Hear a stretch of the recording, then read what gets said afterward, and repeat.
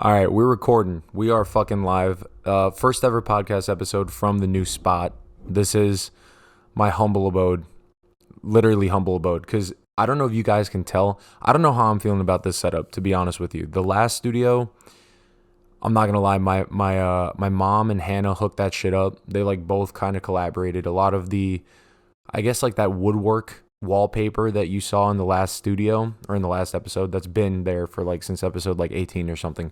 That was all my mom, she put that up. Now I was left to my own devices here, and as you can tell, I'm not an interior designer. We're in my living room couch.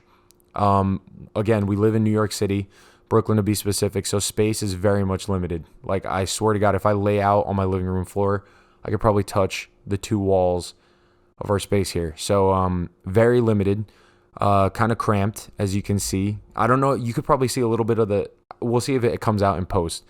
Point is, it's exciting. New look for CWC for sure. Hopefully it grows and improves. The sign, unfortunately, I don't know where the fuck I'm going to put it, because again, this wall that you see behind me, it's a faux wall. It's just a divider. I don't know how I'm going to put that sign up on this wall. As it stands right now, that shit is like tilting, and it's like it's on the edge. It's teetering of just falling on top of my head while this thing is recording. So this is pieced together by shoestrings for sure. But that's how we learn and grow, baby. So I'm chilling.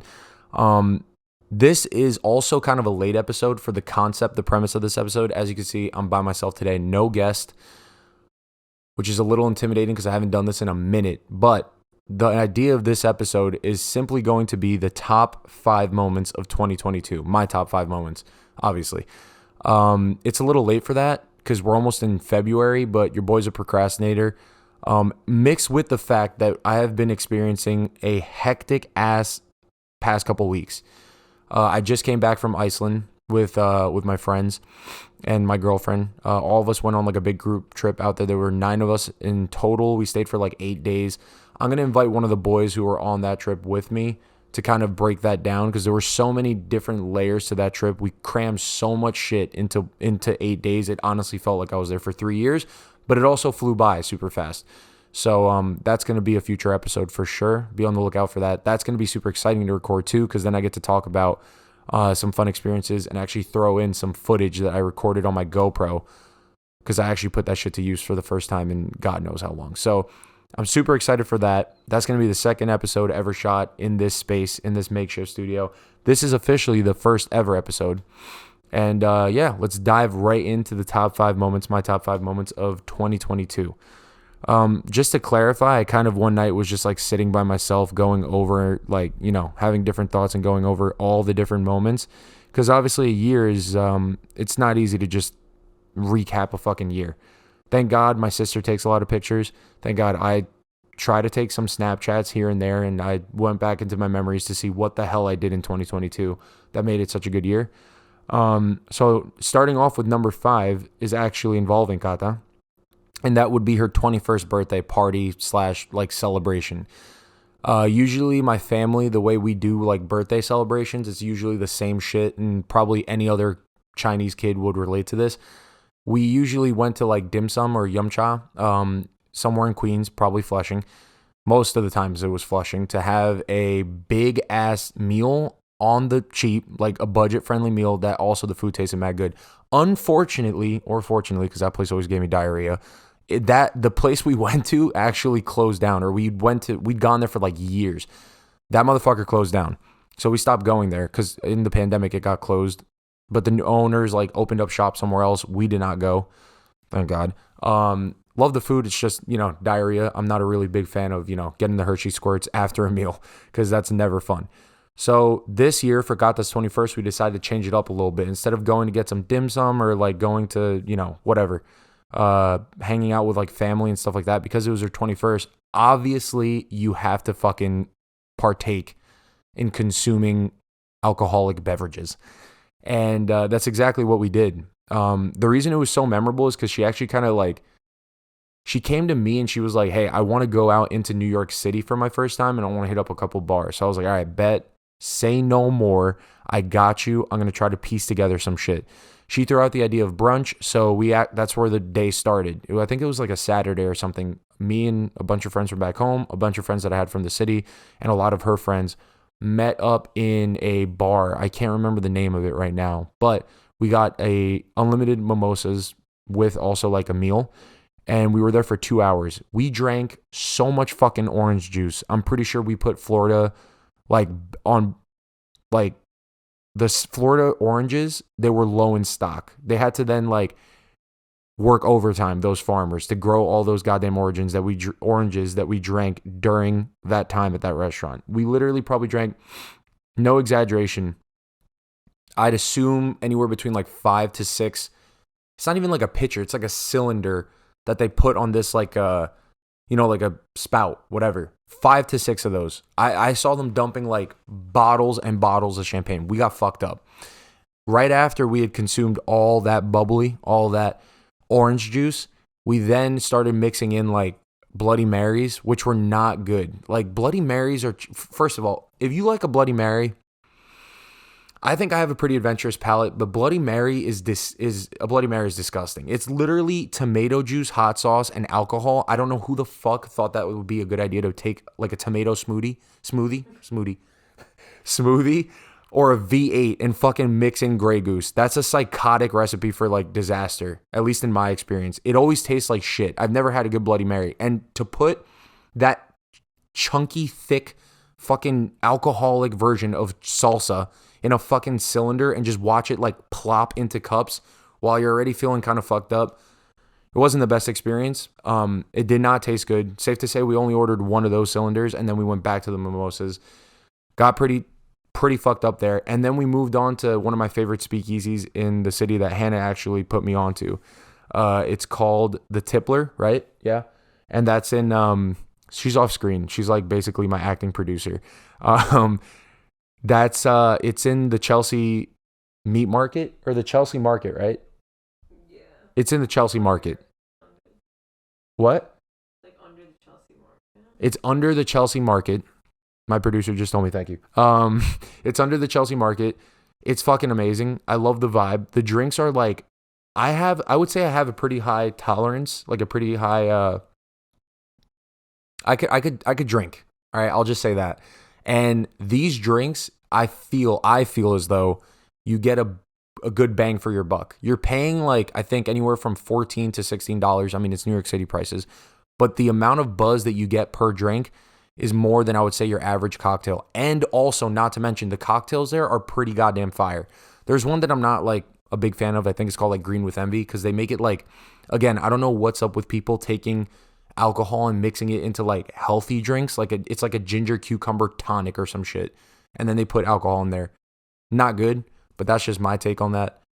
The spot itself is fantastic. We went there, drank a fuck ton. My sister was loving it. She went a little too ham, not gonna lie.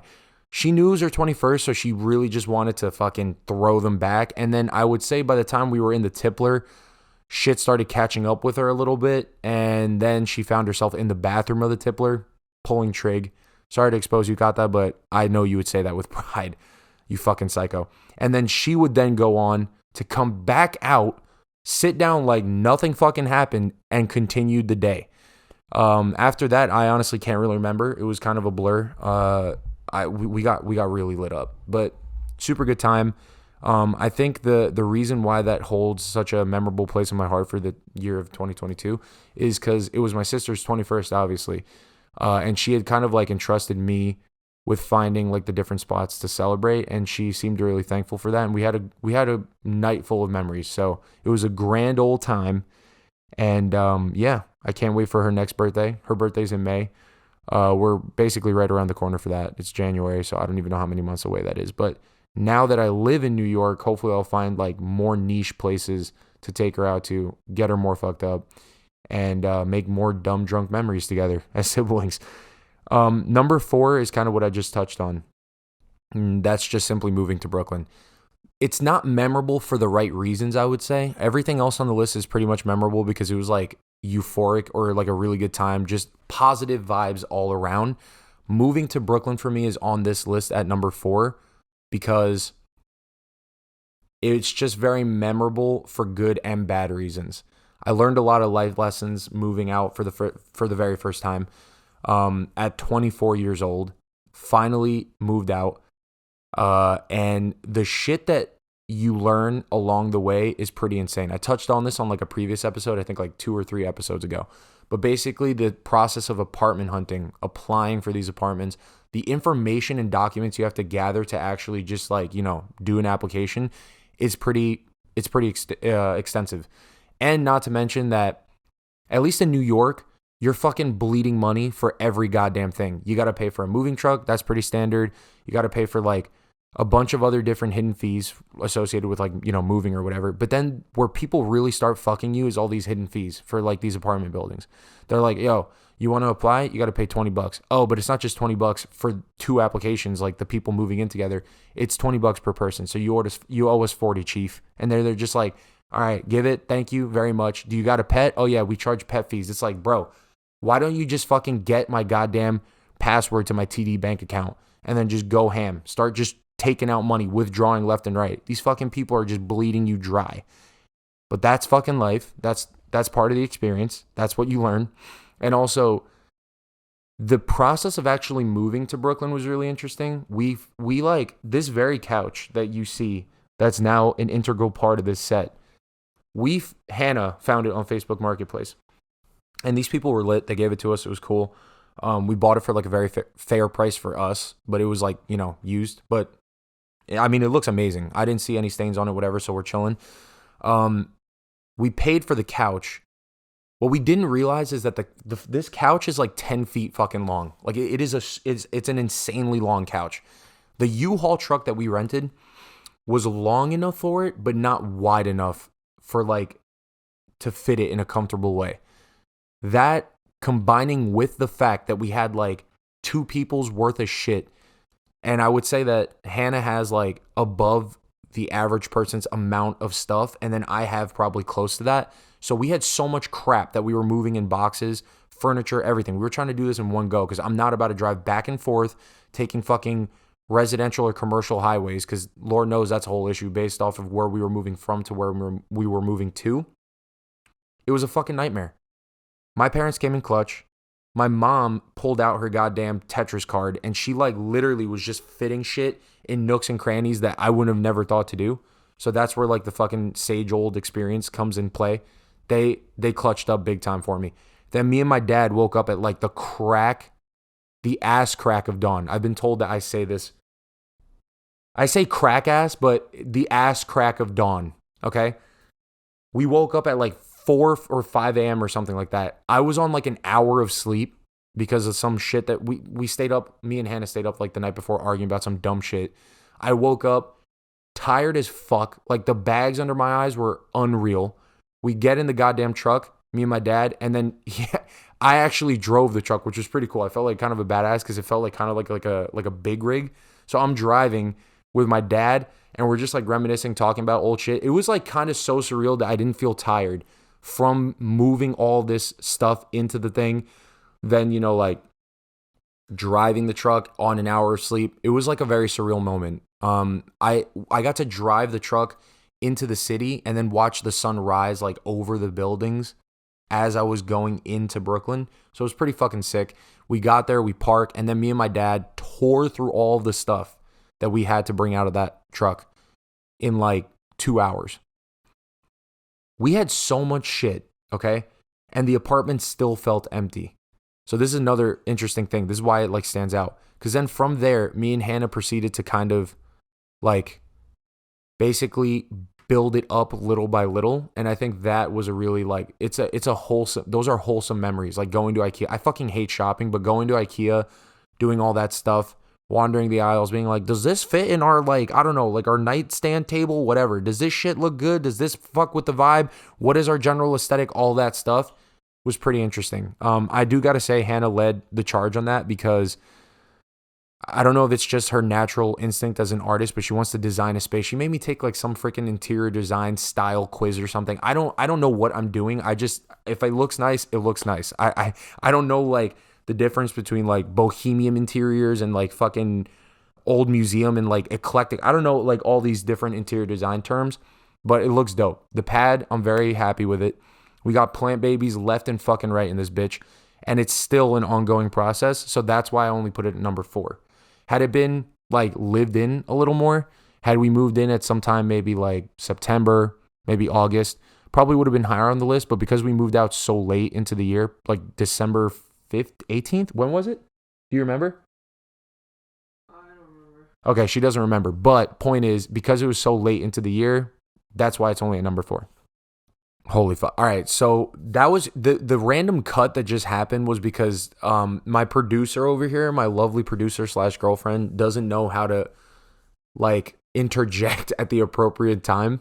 I was waiting, but you just like you like don't take breaks. You talk on and on and on. Because it's a podcast. All right, regardless, Like, coming in at... Oh my god, I'm gonna be waiting here forever if I wait for you to take a damn breath. Are you done? Can I get on with this episode? Yeah. All right.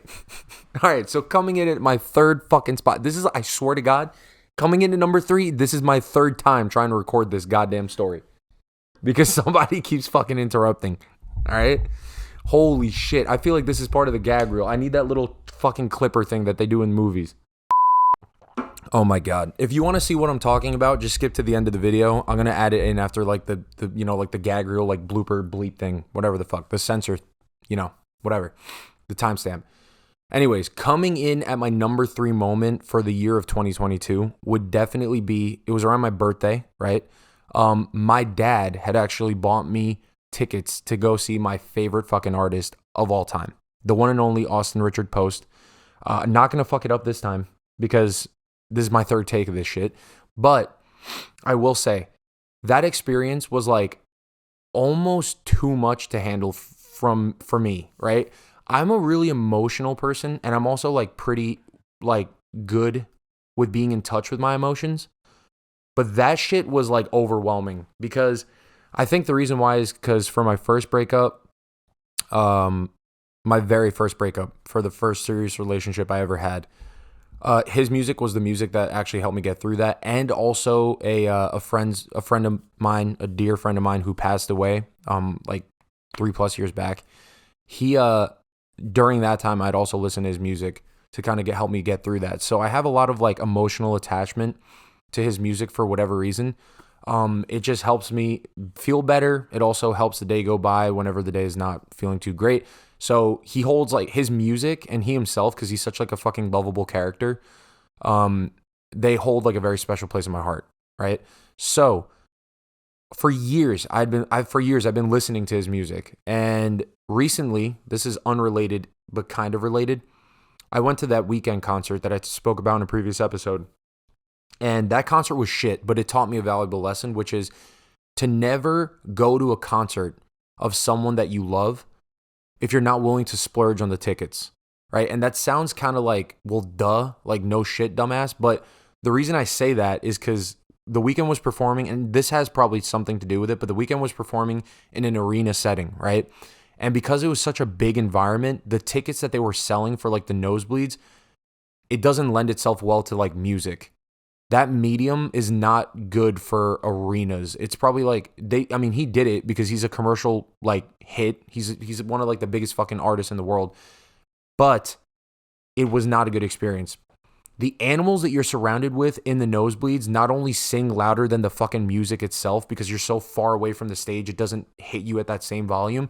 He's already kind of small, but he was like yay big on the stage.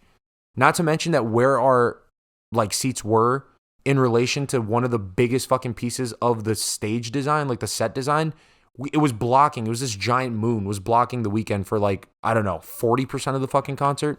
So it was like a mediocre, it was mid at best, honestly. And that shit taught me to not splurge on like tickets, or to not go to a concert unless you're willing to splurge on the tickets. So I've been listening to Post Malone for years, and Homeboy announces that he's going to be going on tour, which is like for the past 2 years, I think he hasn't been going on tour for obvious reasons, COVID, but also because I think he was like sick of Hollywood and all this stuff. So point is, he just wasn't on tour that much. He finally announced that he was going on tour, and when I tell you, my brain damn near exploded, and I was itching to get on the internet to see where these tickets, like, where is he playing? What are these fucking tickets looking like? How can I get a goddamn ticket? It just so happens that he is playing at Madison Square Garden, arguably, if not the most famous arena in the fucking world, in the center of New York City. Okay? He is playing at that arena, like, I think a day or 2 days after my birthday, right? I think it was like within a week or like 2 weeks. That was like a really big time jump, but point is, it was like very close to my birthday. So I'm like, well, fuck. I'm not the type of person, right, that goes to like my parents every year, right? I was never like a birthday brat. I would never went up to them and were like, hey guys, like this is what my wish list is. Like this is what I want for my birthday. I didn't do that for Christmas, whatever. I was never really a person who like would tell people what gifts to get me. But on this occasion, your boy had to play a little bit of a bratty card. I went up to my parents and was like, yo, dad, you love me, right? I'm a good son, right? Cool, bet. Listen, I got these fucking tickets that I can't afford. So I would love it if like the one present, like you can like hit up other family members and ask them what they were thinking of getting and just pool a bunch of money and get like splurge on these fucking tickets for me for my birthday. So ultimate brat card, ultimate like play of privilege. I recognize that. And it fucking worked, right? Because it's at my number 3 spot. He was like, no problem. My dad was like super awesome about it. And he graciously paid for not only 1, but 3 tickets, right? And I brought my uncle, Andres, who's been on the podcast before, and my aunt, Kailing, his wife, his fiance. So I brought them on because I'd actually introduced him to Post Malone like years ago. And it's like he's such an unassuming person because when you look at him, he does look a little bit like raggedy. I don't want to say like dirty. I mean, he said like in interviews that people think he looks like he smells, right? But then the talent that this dude has and his character, it's like it's a mismatch with like what you would think based off of his looks alone. So I love that. And when I first introduced him to them, he had like the fucking not cornrows, but like the double braids and stuff. He had like, you know, like the goddamn like ice in his teeth, like the grill, all that shit. And they were like, who the hell is this guy? We're not going to like his music. I'm like, all right, bet, no problem. I put on Stay was the song that fucking, it hooked him like that. Because his vocals and the acoustic guitar, it was just like, you would never expect that coming out of that guy, right? Fucking hooked him on the spot. And then from there, every time he dropped a new album, I would hit him up, be like, yo, you guys listen to this? They'd be like, nah, and then we haven't had a chance to listen to it yet because I would listen to that shit like the day it dropped. And then I would literally send them like, all right, these are like my top songs so far. So we kind of like, it's a big point in all 3 of ours relationship, more so my relationship with the both of them, to kind of geek out over Posty, right? So when we found out that it was near my birthday, my dad got me 3 tickets because it also, in coincidence, was when they were coming to New York for some event. I forgot exactly what. Or maybe it was like the point. Oh, no. It was at that time. It was also close to my uncle's birthday. So my uncle flew up to New York because this was going to be like, I guess, like a present for him too. So all 3 of us went to the concert. When I tell you guys, if he spit, right? Or if he was dripping at some points during the concert. If he went like this, wiped his brow, and then flick that shit, I was like within flicking distance. I was in the splash zone, so to speak. I would have been like full glory shot. I would have had my tongue out, whatever. Ayo, pause. But anyways, you get the point. I was like right goddamn there. I could see his face in like detail. It was fucking crazy. I think I want to say I was like 7 rows removed from the front of the stage. And this is in Madison Square Garden. I've never sat floor level in any event, in any music event I've been to, any concert, any sporting event, never in my life. I was like fucking front row and center. I mean, 7 rows back, but it was amazing. The seats were crazy. We get there after pre-gaming in the city, right? Because it's not just the concert that makes it so significant for like as like a memory. It was like everything leading up to it. We got a hotel room in Times Square. My parents came to hang out with me, my uncle, and my aunt, and we all went out and grabbed like some food, some drinks. We stopped at this place called like La Pulperia, which is like crazy good seafood, like Latin food, fucking ridiculous. I had some passion fruit drink with aguardiente, which if you don't know, that's like Colombians like liquor. It's basically some sugar cane, like fermented sugar cane. That shit's strong as shit. It's like Colombian moonshine. That drink, I had a couple of those, and it was like the perfect pregame buzz. We go back to the goddamn hotel, and I had to crack open the Bud Lights, pre-gamed a little bit more with that, packed a doink in like a little Altoid can that I had, put that shit in there, went to the venue, got in, and I'm like expecting them because I'm like, this is a dream come true. I'm going to get fucking stopped at the front, like trying to get in. They're going to be like, you got like the wrong tickets or whatever. They're fake tickets, even though I knew that they weren't. It just felt like that there's no way that this is happening. We pull up, the three of us go in, we sit down, and it's like right there. Roddy Ricch is performing, great opening act. Posty comes out. The concert, like the music, he's such a good performer. The only thing I wished he did was like to stop in between takes or songs to like talk with the crowd a little bit. He did none of that. I mean, he did a little bit of it, probably total like 3 to 5 minutes. It wasn't much. Whereas other artists, they like go on and like monologues in between each of their fucking songs on their set list. He did not do that. He was just going hit after hit after hit after hit. He was just running through his set list. I think the reason why is because he had an injury from a previous concert where he like ate shit on stage and he like bruised a couple of his ribs. It was like a fucking gnarly spill. So I think that's why he wasn't really feeling up to like his usual self in terms of performing. But he put on a great fucking show, regardless of that. And actually, at one point, he like took off his shirt, and you could see he was all bandaged up like a fucking gladiator, right? He had like a bunch of shit. I think I have pictures. I'll put them up right now. But he had a bunch of shit on his rib cage from that injury. So that whole concert was just fucking ridiculous. He played Stay at one point, I think like about 60% of the way through his entire concert, like just his bit. And I sat down because at this point, the entire crowd was standing up, right? And I'm a relatively tall person. I'm 6'3.5", 6'4". So I'm already front row and center, but I have a really good view of him because there's not many people that are like will obstruct my view. So I'm standing. He's fucking playing the guitar. I'm like, yo, this is wild. I look around. Everybody's standing. I'm in a sea of people who are standing. Security guards are on the perimeter, right? And I'm like, this is it. This is the moment. I sit down into the crowd, go below the surface level of like everyone's heads. So I kind of hide like a tiger in the tall grasses of like India or some shit. And I sit down, pull out my little Altoid can, pop open the can, pull out the doink, and I light that bitch in the middle of this fucking roaring crowd while he's playing Stay, which again is like that song that I'm emotionally tied to. I take a couple pulls, pass it on to like other people who were sitting near me because he saw that I had it. Not my uncle and aunt, like other concert goers. They pulled it too. They give it back. I put it out, put it back in the Altoid can. I'm feeling a good, a chill vibe.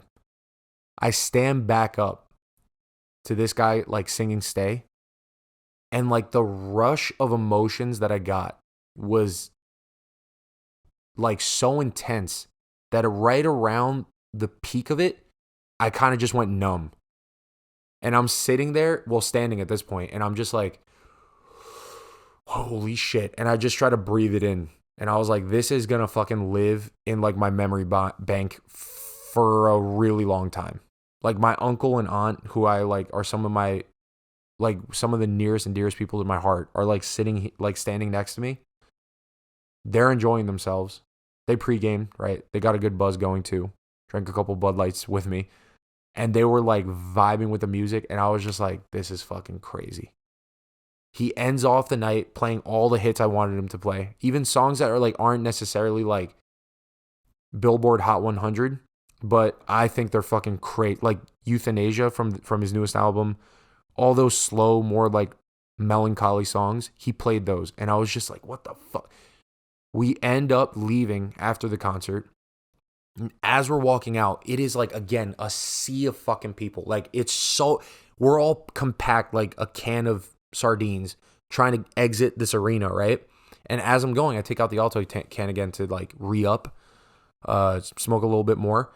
And as I do, some guy sees me he's like, hey, like some random fucking guy. And I was like, all right, it's kind of annoying, but I'm not going to shit on his like mood. So I just take as much of it as I can, right? Like burn it off a little bit more to get my value out of my freaking doink. And then I pass it to him, and he kills it. So much so that I think he inhaled like like he got some Scooby snacks, which is crazy because I had a fucking filter. He was like coughing up a lung. So that was hilarious. He then gives it back to me, and it's like done. But I was like, fuck it, I get to throw it, which is like, I don't know why I'm cheesy. I like doing that. So I was just like, flick. It hit not into like people's hairs or like heads or anything. Against the wall, it falls. Then I step on it, and I was just like, that was pretty badass. And then we walk out into fucking New York City. It is pouring rain at this point. We're wet. But I'm like, let's go get some pizza and go to a speakeasy. So I took him. We had a drinker. No, we entered the speakeasy. It was crowded as fuck. Then we just left, went to go get pizza, went back to the hotel room. So the after concert was not as intense as the concert and the pre-concert, but still easily clocks in at number 3 on my list for the top 5 moments. Honestly, it could have gone higher, but I'm not going to lie. I had a pretty good 2022. So coming in at number 2 was actually my trip to the Happy Valley, the one and only Happy Valley State College, home of PSU, which if you know anything, again, if you've watched the show before, my sister goes to Penn State. As is the common theme with a lot of these, unfortunately, there were substances involved. This one just being alcohol, which is extremely common, right? We went to Penn State, and we would gone to experience like a football game, because obviously it's fucking Penn State. They're in D1 athletics, and it's like one of the most famous schools for football in the country, right? If not like top 5, maybe, I think it's safe to say. So me and Mike, we pack our shit, we get in the car, and we leave to go to Penn State. It's a 4-hour drive from where I used to live back in my hometown to Penn State. The entire drive, we're just like talking, talking about some cool like bro shit. And the drive, I fucking hate driving. The drive flew by. Like it literally just flew by. It was not a hard drive. We get there, we park the car. And my sister, I was hesitant in going to visit my sister at Penn State because she was not a good host the first time I went. She was actually a really bad host. Like she kind of just like left us to ourselves to just be like, fuck off. Like not me and Mike. I'm saying before, a while ago, me, my mom, and my grandma had visited. And she invited me out, right, while my grandma and my mom were back in the hotel room. She was like, yo, come out. Let's go, like, party or whatever. And she's a freshman, so she doesn't know shit about the area. And she's like, let's go out. And I'm like, all right, whatever. So I go with her. And then she just kind of ditches me. And she's like with her friends. We're in, like, this tiny-ass cramped apartment. And there's just a bunch of fucking freshmen. I'm 3 years older. So at this point, I was like a junior or senior. And I was just like, this is not my crowd. So that was that left a bad taste in my mouth, but she was begging me to come back and visit. She was like, I'll redeem it. And she fucking did. Okay. I was hesitant to go. I invited Mike. We both went. We get to Happy Valley at nighttime. She blesses us with some fucking stacked. We were starving, obviously. She blessed us with some big ass fucking burritos. We then drink like half a bottle of Jameson, and the entire weekend that we were there. We got there on a Friday, left on a Sunday. We got there on a Thursday because we worked remotely the next day, that Friday. The entire 3 days that we were there, we were just living it up. Like, not intensely. It was just one night that shit got crazy. If you're from Penn State, you'll know the basement. Everyone who goes to Penn State now knows the basement. It's like pretty cool club / like bar. We went there. Vibes were lit. Really good time. Her friends are super dope too. They like let us stay in their apartment. Mike slept on the couch. I slept in my sister, I think, has like a fuller queen size bed. I slept in the bed with her, and they like let us crash there, which is sick because then we didn't have to pay for the hotel. It was like super college-y feel. And now that I'm an old fucking fart and I'm out of college, it was like pretty interesting to go back and experience that, especially because I didn't go away to school. She then took us to like a bunch of other like grimy ass fucking bars, right? And on one of the nights that we were going out and doing like bar crawls, I got pretty fucked up. I'm going to put a picture up right now where we had been drinking. Me and Mike finished like 75% of a Jameson bottle just between him and I playing drinking games with my sister and her friends. That was the pregame to this picture that you're seeing. What happened was we pre-gamed all that shit. We then decided to go out. And I forgot the name of this fucking bar, but it's like up a flight of stairs. I don't know who thought that would be a good idea, but it's up a long ass flight of stairs. And then the bar has like a dance floor and then like some dirty fucking bar with like just shit spilled on it. It's always sticky. The floors are fucking sticky. It's like someone just spilled molasses on the floor. And I'm just walking with white shoes and I'm walking. It's piping hot in that place and we're dancing. And she's like, yo, this bar is kind of special because they serve like drinks in like pitchers, like mini pitchers. So you could get like a good amount of like drink in you. So I'm like, all right, bet, get me one of those. She gets me, Mike, and herself like that pitcher. Me being a fucking idiot, already drinking like 30-40% of a whiskey bottle with Mike, splitting it. So like I had 30 to 40% of it alone, just by myself. I housed this fucking drink, this pitcher.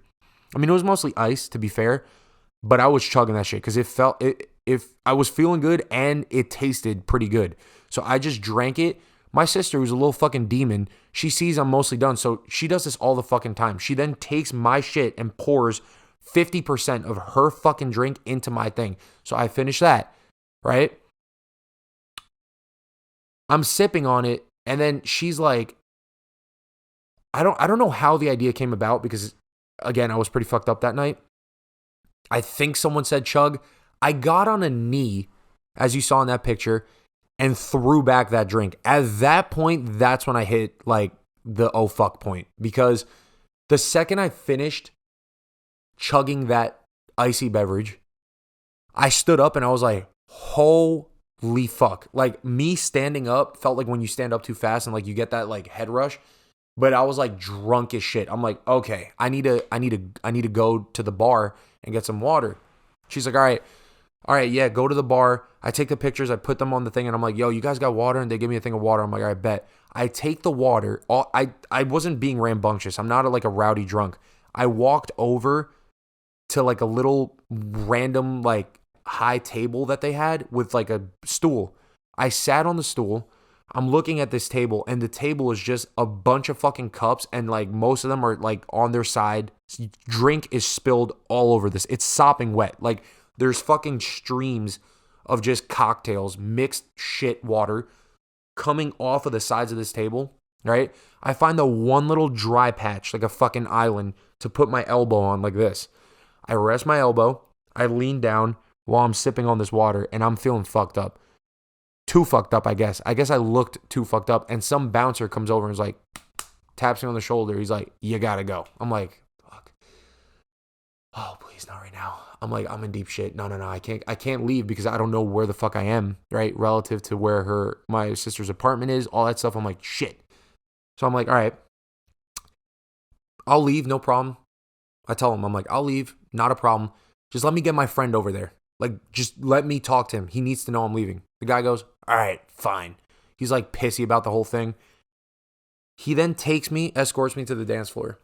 I see Mike, and I'm like, yo, we gotta go. I'm like fucked up. I'm like, Tim, we gotta go. He's like, what? He walks over. Because he starts walking over, my sister sees, now Mike looking at me, sees me, and then sees the guy telling me, like waiting for me to leave. Out of us two, my sister is hands down the more aggressive, confrontational one. She sees this shit and she's lit up and she's like, huh? She fucking starts weaving through this crowd. This is such a funny fucking memory.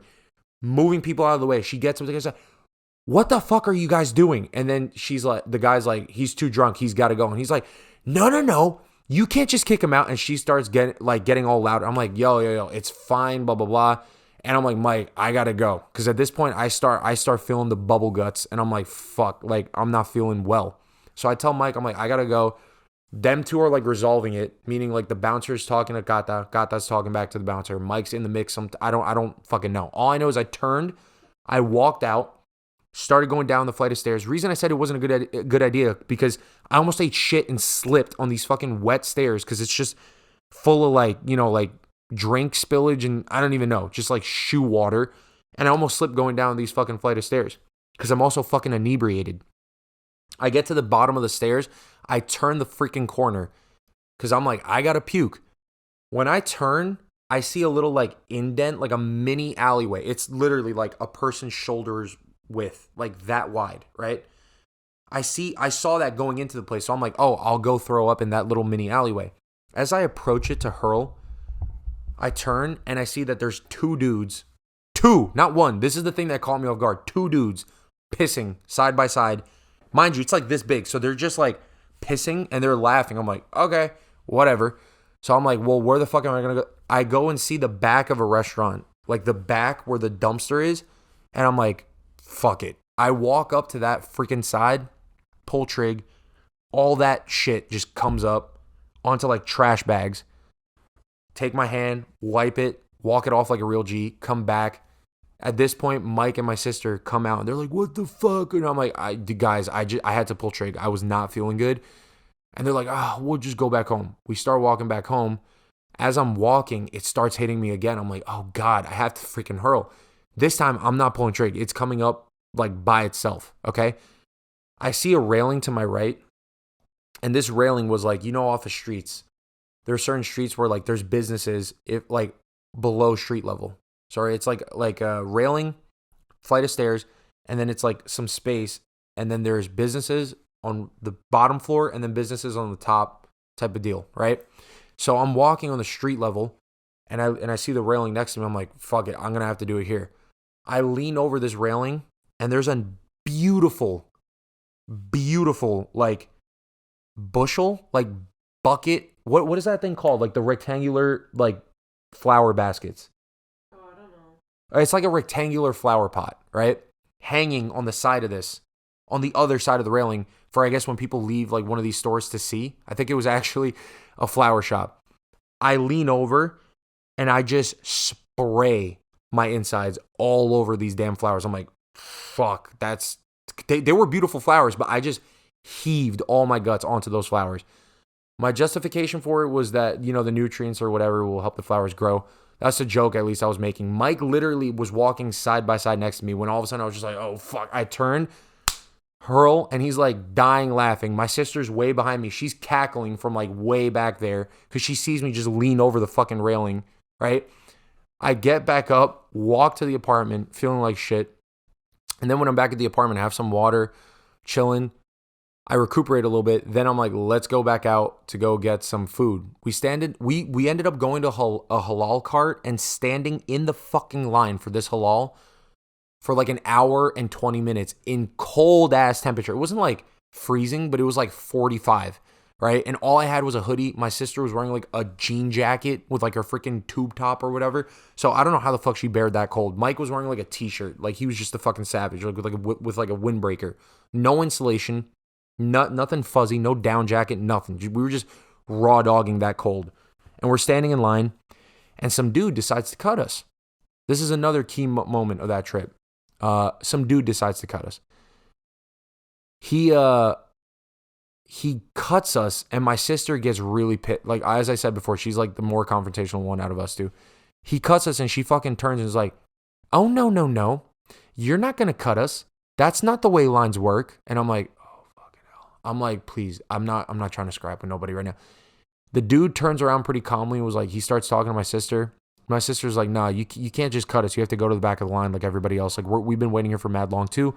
They start like discussing back and forth. And all of a sudden the guy starts to like change perspectives. He kind of clicks and he starts trying to spit max Riz to my sister.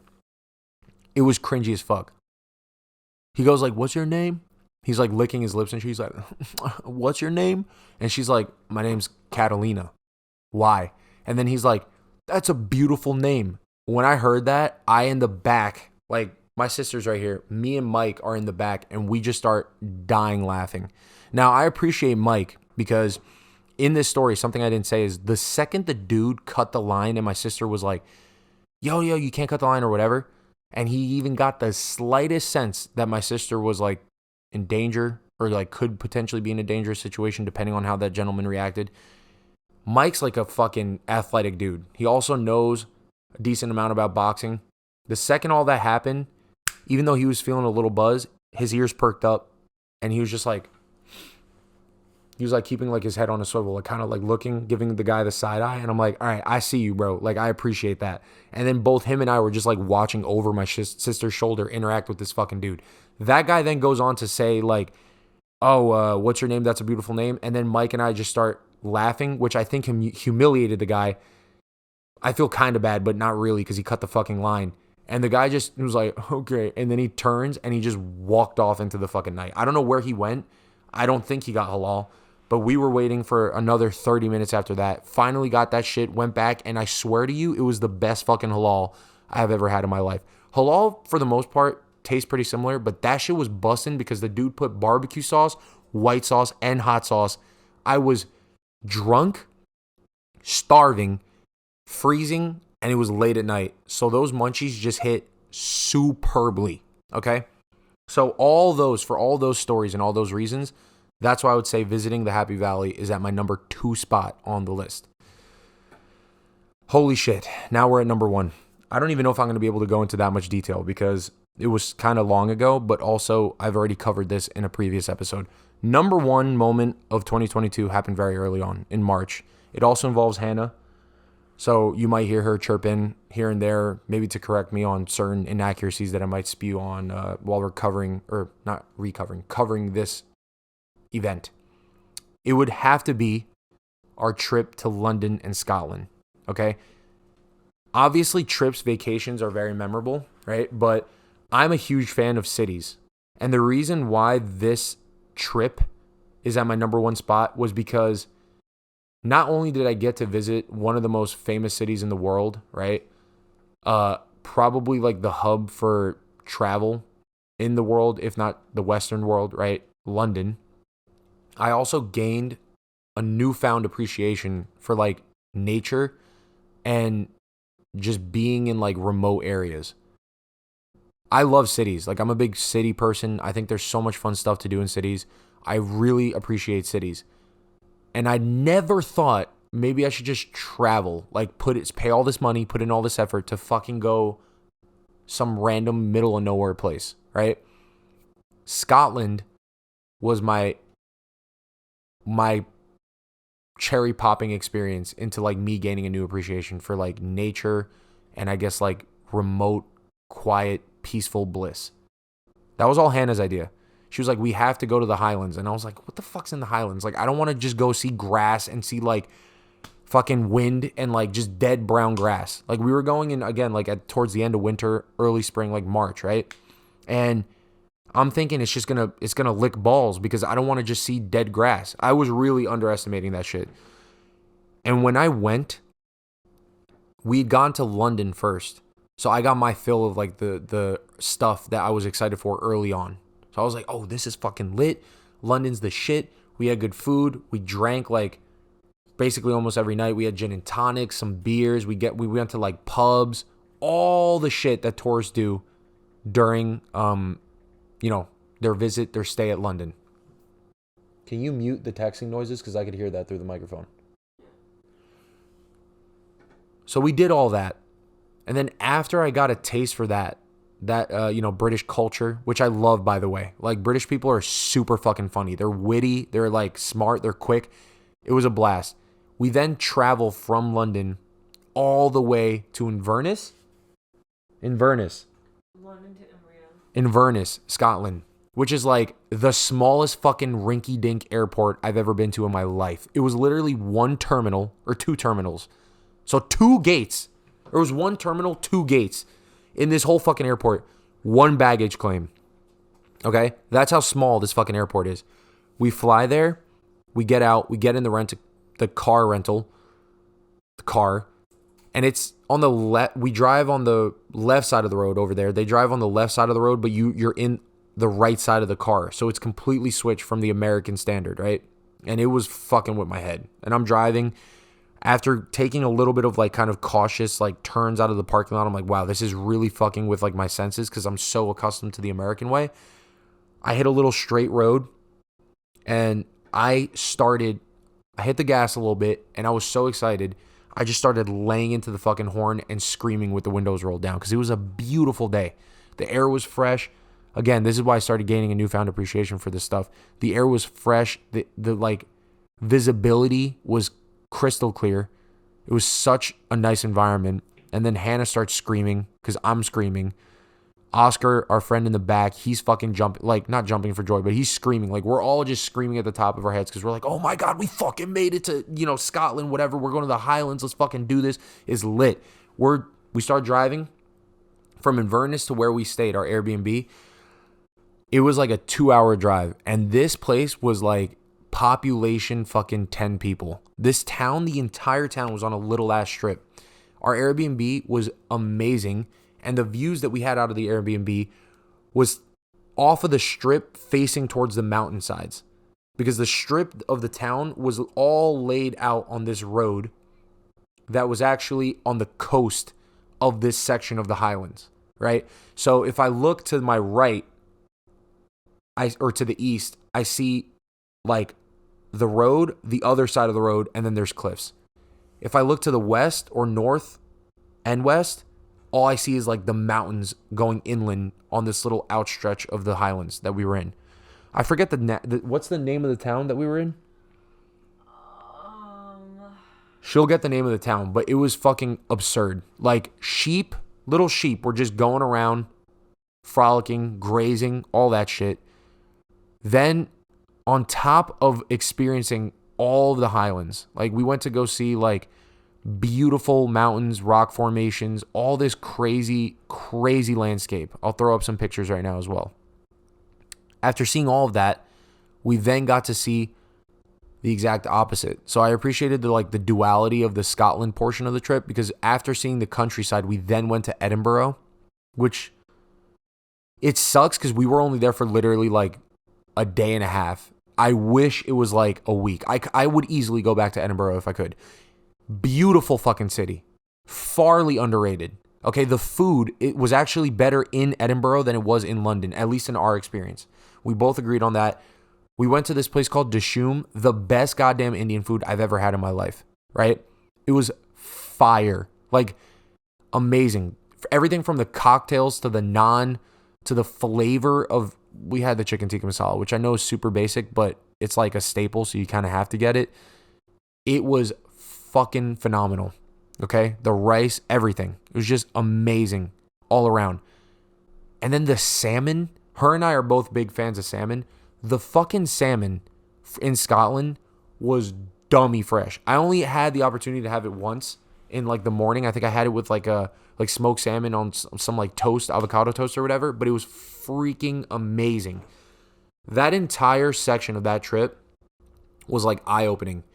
Not to mention, in our travels, right, going from the Highlands of Scotland, it's a 5-hour drive to get to Edinburgh.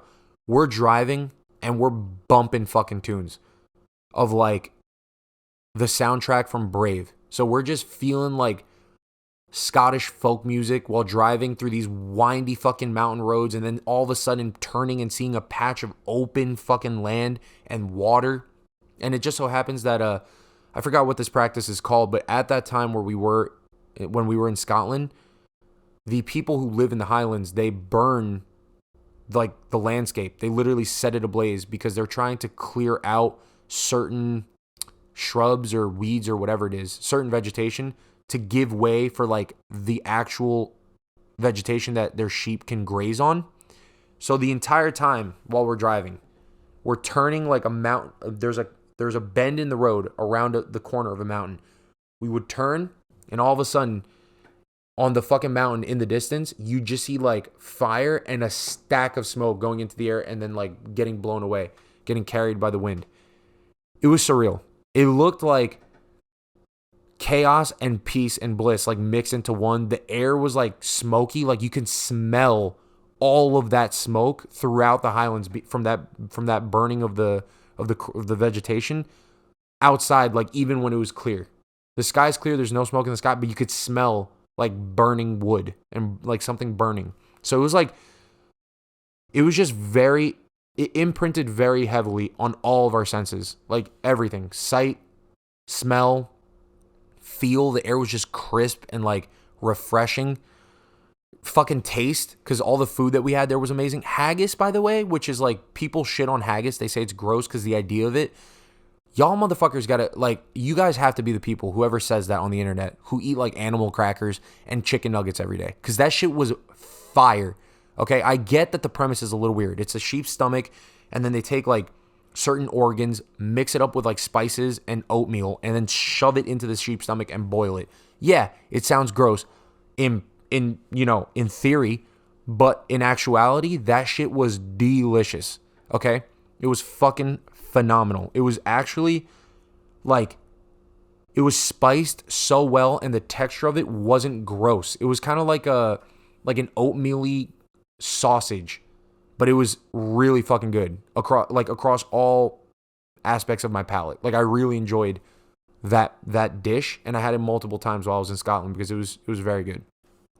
The fish and chips, phenomenal. The whiskey, obviously, Scotch or Scotland whiskey. It's famous around the world for a reason. We had some whiskey that was made locally in some distillery. I forgot, somewhere in the island. At one of these little small pubs or bars in this town that was like fucking tiny, and it was, again, phenomenal. So that easily has to be the number one moment of 2022. I'm appreciative for the whole year. It was a really good year all around, but those were definitely the top 5 for me. It doesn't even compare to the other moments. And I can't wait to make more memories. Hopefully at the end of this year in 2023, I'll do another episode, hopefully with some guests who were there to share the experiences with me, to go over my top 5 moments of 2023. But I can tell you there's probably going to be a good chance that Iceland's going to be on that list, if not an honorable mention. We'll see where the year takes us, because I'm planning to hopefully potentially travel to Japan at the end of the year. So that's it. That's my list. Thank you guys for fucking watching. Hopefully, let me know what you think of this setup, how it can improve, because Lord knows that this shit is, again, it's a budget operation right now. My fucking producer's making noise and shit in the background. But yeah, that's it. That's the episode. Thank you guys so much for tuning in. Until next time, be sure to like and subscribe for more episodes. Trying to drop weekly, because I know I've been in a 2-month break, but that's it. Thank you guys so much for watching. Peace. Oh shit, wait. I forgot. Cue the outro music. There we go. All right. Till next time. Deuces.